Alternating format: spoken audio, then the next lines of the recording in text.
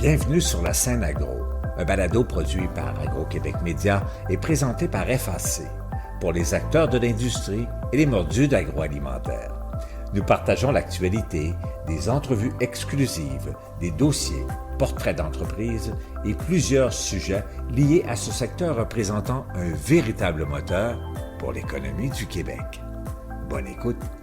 Ici Lionel Levac. Pour amener davantage de poissons et de fruits de mer du golfe Saint-Laurent sur les tables des Québécois, on doit mieux organiser l'offre de la part des pêcheurs et propriétaires d'usines et, en parallèle, mieux structurer la distribution vers les marchés. À la 2e édition du Salon Fourchette Bleue, les partenaires ont convenu d'intensifier leurs efforts dans cette voie. J'étais au salon de Rivière-du-Loup et j'ai retenu l'exemple de Noref qui tient lieu de modèle dans la distribution. Voici mon reportage. Le distributeur Noref est certifié Fourchette Bleue grâce à son engagement à accentuer l'offre de produits du golfe Saint-Laurent, particulièrement vers le marché des hachèries, les hôtels, restaurants et institutions. J'ai échangé avec les représentants de Noref à quelques reprises pendant le salon Fourchette Bleue. Cynthia Rouleau, je m'occupe du développement des affaires pour les pêcheries Noref. Hugues Villot, directeur d'approvisionnement. Ça fait 4 ans que je suis avec les achats, mais ça fait presque une vingtaine d'années que je suis au sein de Noref. Noref, spécialisé dans poissons, fruits de mer, donc vous êtes en milieu confortable pour vous ici, pourrait-on dire? Oui, absolument. Autant des gens avec qui on travaille à l'heure actuelle que des gens avec qui on espère travailler dans le futur. Plein de belles rencontres intéressantes, superbe salon, extrêmement bien organisé comme événement. Noref fait déjà le travail depuis plusieurs années de donner des produits du Québec. Alors, je trouvais ça important d'être au salon Fourchette Bleue, de démontrer que Noref est là pour aider les fournisseurs à montrer leurs produits et à les distribuer partout au Québec, chez les restaurateurs et l'Institut hôtelière. On parle de hachèrie, là. On a un secteur hachèrie, hôtel, restauration, institution qui est très fort, oui. Par contre, on a des partenariats avec les principales chaînes d'alimentation au Québec. On travaille en particulier avec les gens de chez Métro, partenariat très fort, mais on dessert aussi les gens de chez Provigo et puis de IGA. La voie vers le détail comme tel et la voie vers les institutions aussi. Exactement. Restauration, on avait d'ailleurs nos partenaires de l'Institut de tourisme et d'hôtellerie du Québec qui étaient avec nous là, un peu plus tôt. Donc oui, pas mal de gens qu'on connaît ici.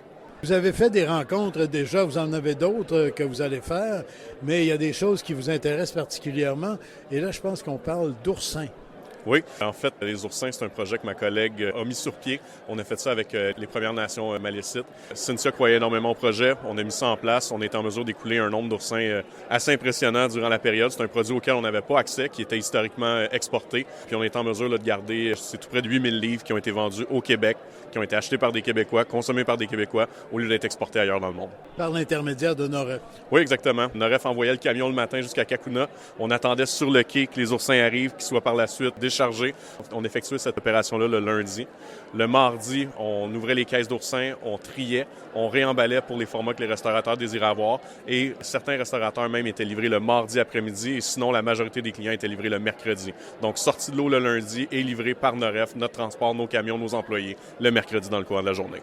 Donc, il y a un marché pour l'oursin qui est déjà développé, là, avec l'exemple que M. Villot vient de donner. Mais il y a de la place pour du développement encore?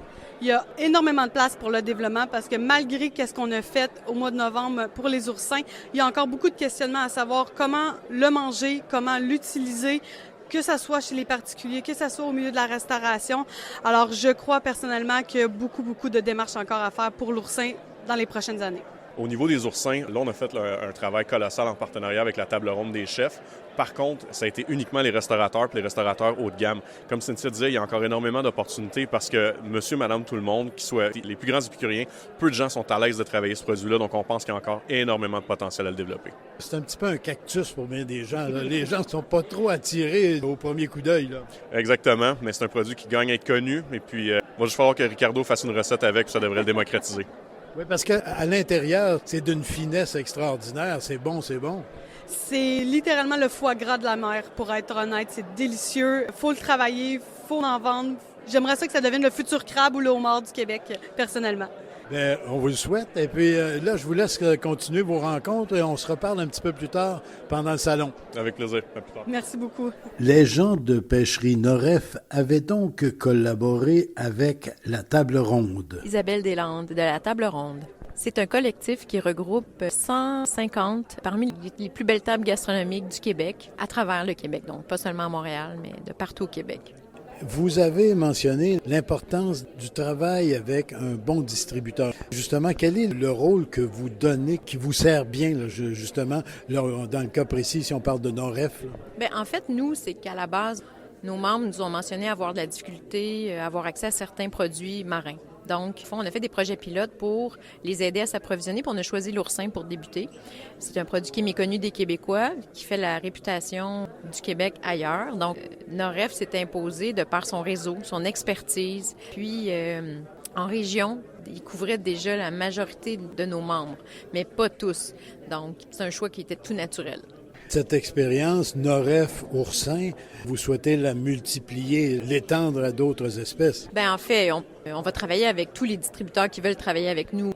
Mais ce principe-là de dire, on mobilise nos membres pour bâtir la demande, pour que ça soit intéressant pour un pêcheur de nous envoyer sa pêche. Comme vous l'avez vu là, aujourd'hui, ils se sont bien exprimés. Eux, débarquer 2-3 flétans, c'est pas intéressant. Il faut du volume. Puis c'est ça que la table ronde permet, de bâtir le volume pour intéresser les pêcheurs. Autrement dit, vous regroupez la demande et il serait souhaitable que l'offre se regroupe aussi. Ben oui, on le voit aujourd'hui au salon, là, il y en a de l'offre. Après ça, il faut se faire connaître, il faut les intéresser. Puis je suis très confiante pour l'avenir. Merci beaucoup.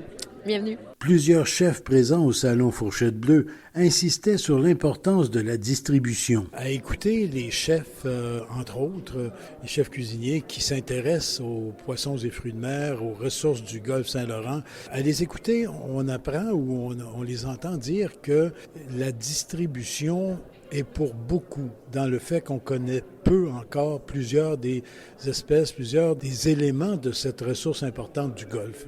Vous, en tant que distributeur, qu'est-ce que vous dites là-dessus? On a énormément d'enjeux au niveau de la disponibilité des produits. Moi, la journée où je peux travailler 100% produits fruits de mer du Québec, là, je serais l'homme le plus heureux au monde. Par contre, ça n'arrivera pas demain. On a énormément d'enjeux à avoir de la disponibilité des produits de façon constante. Souvent, si le dollar américain est plus profitable, les produits vont être généralement vendus aux États-Unis ou encore vont être exportés en Europe. On a beaucoup de produits, aussitôt qu'ils sont pêchés, c'est congelé et envoyé en Asie. Donc, on a de la misère à obtenir cette ressource-là. Moi, tous les produits chez Noref qu'on est en mesure de mettre de l'avant, de produits du Québec, c'est quelque chose qu'on fait avec passion. C'est notre garde-manger, c'est notre chez nous. La souveraineté alimentaire, ça passe par ça aussi. Donc, oui, on est fiers d'être un distributeur là, qui met les produits du Québec de l'avant, mais on a besoin d'un coup de main aussi de la part là, autant de nos producteurs, de nous avoir un approvisionnement constant. Puis on a besoin aussi du talent des chefs. Les produits de la mer, c'est pas des conserves, c'est pas des produits qui ont un standard. Les poissons, ils viennent tous en différentes tailles, différents formats. Faut qu'ils apprennent à travailler avec ça. Faut qu'ils apprennent à travailler aussi avec les byproducts. Puis on a besoin d'eux aussi pour mettre le produit en valeur. On parlait, là, on a fait le projet de l'oursin dont on a discuté un peu plus tôt. C'est les chefs qui vont démocratiser ce produit-là puis qui vont faire en sorte que le couple de foodies à Boisbriand, un vendredi soir, va décider de se cuisiner de l'oursin parce que c'est pas le cas présentement. Tout ce que vous dites, de là, l'importance de discuter avec des producteurs, des pêcheurs, des gens qui font de la première, deuxième transformation, etc., pour pouvoir vous approvisionner, comme vous le dites. Là. Ça prend véritablement le maillage entre vous, distributeurs, et ces gens-là qui récoltent et préparent la ressource. Oui, absolument. Puis c'est pour ça qu'un salon comme aujourd'hui vient combler un vide. On avait des salons, par exemple, dans la région de Boston, qui est un immense salon au niveau des poissons et fruits de mer, mais là, on rencontre vraiment les producteurs qui ont nos produits, les produits du Québec qui sont en mesure de nous approvisionner, puis j'entrevois l'avenir avec énormément de positivisme. Il y a moyen de sécuriser des stocks avec des fournisseurs de façon à ce que, justement, comme vous le disiez, si le dollar américain soudainement s'élève de nouveaux records, pour pas que les gens vendent tout, justement, aux Américains ou aux Japonais avec le yen. Mm-hmm. Oui, exactement. Donc, nous, c'est quelque chose qu'on est prêt à faire. On est juste à la recherche de partenaires pour qui c'est aussi important que nous. Parce que la régularité vaut souvent mieux qu'un prix élevé, mais très momentané. Oui, exact. Nous, dans le fond, là, c'est ce qu'on recherche principalement, c'est la constance de l'approvisionnement. Puis à ne pas confondre constance de l'approvisionnement avec disponibilité à l'année longue.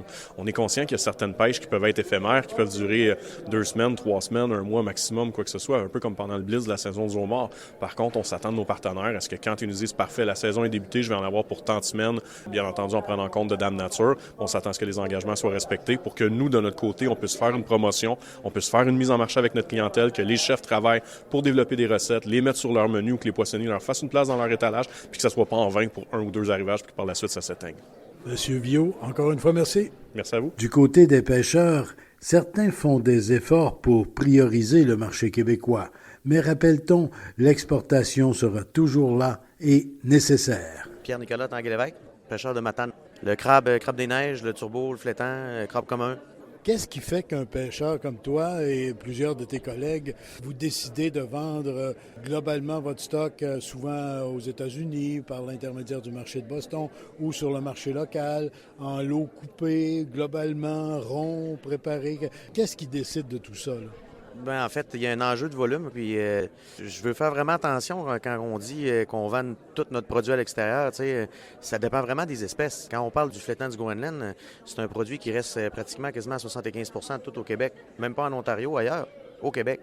Donc, il faut vraiment faire attention de ne pas mettre toutes les œufs dans le même panier. C'est sûr et certain, quand on parle du crabe, du homard, on va chercher des volumes qui rentrent sur le marché très rapidement, puis que le Québec n'est pas nécessairement capable d'absorber avec la demande qu'on a présentement. Donc, c'est sûr et certain que n'importe quelle entreprise viable va vouloir en exporter une partie. L'exportation, on s'en sauvera pas, puis c'est pas mauvais en soi non plus. Ça fait vivre des régions, c'est de l'économie, puis je pense que c'est tout à fait normal. Si on veut s'approprier des ressources, bien, c'est sûr et certain qu'il va falloir les valoriser. Puis il va falloir en créer une demande ici à partir des Québécois qui va stimuler justement les prix peut-être à être plus décidés au Québec versus décidés à l'extérieur. T'sais. Et il y a toute la question de la communication, de savoir ce qui est disponible sur le marché et ce que les restaurateurs, les institutions, les épiciers veulent. Oui, exactement. Puis je trouve que c'est un peu le point positif du salon, c'est que justement, il y a beaucoup d'intervenants qui se parlent entre eux autres. Puis souvent, je dis, ce qu'on entend, c'est qu'on n'était pas au courant. On ne le sait pas que ça existe. T'sais. Il y a un marché, les usines de transformation vendent au Québec. C'est juste que peut-être des fois, la demande ou la communication ne se fait pas nécessairement entre les deux. Mais on est très présent au Québec. Beaucoup plus que les chiffres qu'on se fait présenter le disent, là, mais je pense qu'il y a un devoir à faire à ce niveau-là. Là. Merci beaucoup. Merci, ça fait plaisir. On parlait tantôt d'oursin. Mais il y a d'autres produits que Noref distribue. Par exemple, les huîtres des îles de la Madeleine. Je suis Madame Pascale Chevary, je suis directrice de production chez Poissons Frais des îles et les cultures du large. Et vous avez parlé tout à l'heure pendant le panel de collaboration avec le distributeur Noref et une collaboration qui vous a été très utile. Oui, en fait, Noref est avec nous depuis le début de nos commercialisations des huîtres, puis nous a beaucoup aidé là, à se faire connaître sur le marché québécois, à rentrer dans les grandes chaînes d'alimentation, donc on est vraiment reconnaissant pour ça. Et ce partenariat-là, vous pouvez l'étendre encore? Effectivement, là, avec l'entreprise Poissons Frais des îles, on augmente notre offre de produits, puis Noref est toujours là avec nous là, pour nous aider à distribuer ça sur le marché québécois.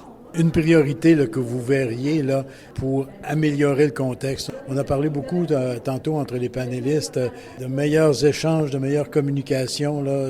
Vous le voyez comme ça aussi? Oui, effectivement, c'est vraiment le nerf de la guerre d'être capable de bien se parler puis bien se comprendre aussi. C'est pas toujours évident, mais il faut vraiment là, travailler en équipe avec tous les maillons de la chaîne pour être capable de mettre nos produits encore plus en valeur dans les assiettes des Québécois. Merci beaucoup. Merci à vous. Parlant d'informations et d'échanges nécessaires, le ministre de l'Agriculture, des Pêcheries et de l'Alimentation, André Lamontagne, de passage au salon Fourchette Bleue, confirmait l'aide financière à la plateforme visant à faire connaître la disponibilité des ressources auprès des acheteurs. Et chez Noref, même si on est bien fier des initiatives récentes, on voit encore des choses à faire. Monsieur Viault, la deuxième édition du Salon Fourchette Bleue se termine. Il a été question beaucoup de distribution. On voit le rôle du distributeur beaucoup comme un partenaire, pas simplement un transporteur vers un marché. Là. Oui, absolument. Ça fait plaisir de voir que les gens ont pris conscience de notre importance dans le rôle de la chaîne, qu'on n'est pas seulement un mal nécessaire, mais qu'on est bien un maillon essentiel de la chaîne et que si on veut accomplir la souveraineté alimentaire au Québec, si on veut mettre en valeur les produits québécois, bien, ça va prendre la participation de tout le monde et tout le monde va devoir être impliqué dans ce projet-là. En début du salon, on s'est parlé de l'oursin. Mais il est possible de développer d'autres filières aussi, d'autres secteurs. Oui, absolument. On a déjà une grande demande pour le flétan du Québec, qui est un produit qu'on est capable d'avoir, mais là, on a rencontré certains pêcheurs qui étaient très intéressés à nous vendre. On a des opportunités aussi au niveau de la corégone, au niveau du sébaste, au niveau de d'autres variétés qui sont peut-être un peu moins mises en valeur. Puis on a aussi accès à des prises, les prises accessoires pour les pêcheurs, les prises qui normalement sont rejetées ou qui sont prises alors que c'était pas le but à l'origine. Donc, on a rencontré des gens qui seraient intéressés à nous vendre ces produits-là. Donc, ça fait une diversité de plus à notre clientèle pour des produits québécois. Mais là, on parle de petits volumes dans ces cas-là. Oui, absolument. Par contre, je veux dire, un petit volume de Sébastien, un petit volume de Beaudroit, un bon volume de Flétan, ça fait au moins que ces produits-là vont demeurer au Québec. Puis ça ne sera pas juste transformé en boîte pour mettre, par exemple, pour les homards ou quoi que ce soit. On va les valoriser, puis le pêcheur va avoir un retour sur investissement à ce niveau-là. Puis moi, mes chefs vont être heureux d'avoir un nouveau produit, puis mes vendeurs vont être contents d'avoir quelque chose d'autre à vendre. Parce que les chefs, effectivement, s'ils reçoivent un appel de Noref, dire, bon, ben on a 35 kilos d'une espèce assez spéciale, ça permet des plats particuliers aussi. La journée où j'ai 35 kilos, par exemple, de Beaudroit d'Amérique du Québec qui rentrent, d'après moi, ça va prendre 2 à 3 appels, puis je vais avoir une chicane au niveau des vendeurs à savoir qui va être en mesure de le vendre à ses clients. Vous allez mettre la chicane dans l'industrie. Exactement. Bien, M. Villot, merci beaucoup. Et puis, probablement que vous serez là l'année prochaine également. Définitivement, ma participation est assurée.